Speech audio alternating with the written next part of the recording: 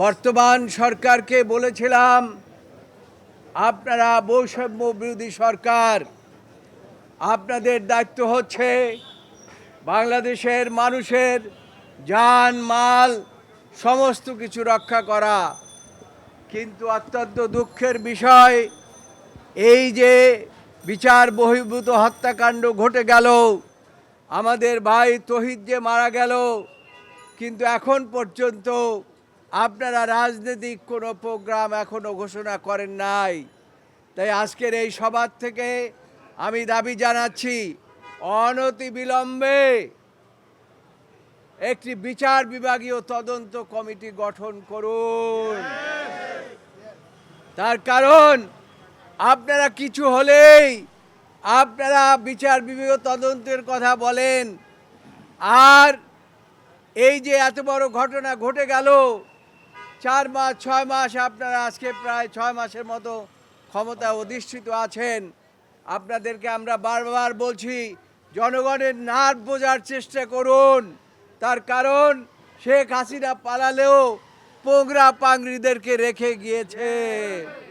তারা কিন্তু বিভিন্নভাবে আমাদের উপরে আক্রমণ করতে পারে এবং আমাদেরকে রক্ষা করার দায়িত্ব, এই দেশের মানুষকে রক্ষা করার দায়িত্ব আপনাদের।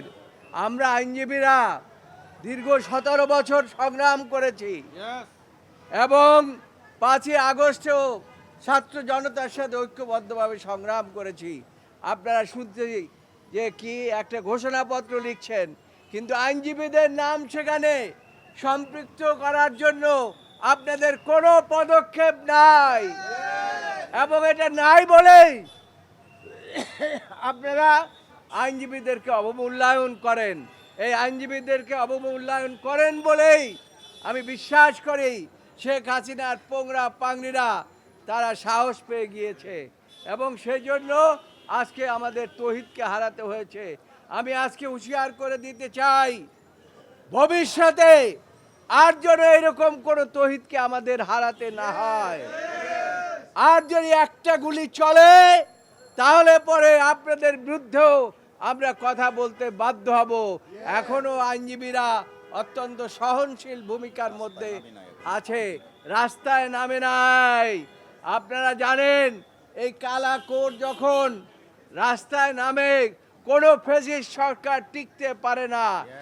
এরশাদ টিকতে পারে নাই, আইয়ুব খান টিকতে পারে নাই, সর্বশেষ হাসিনাকে পালিয়ে যেতে হয়েছে।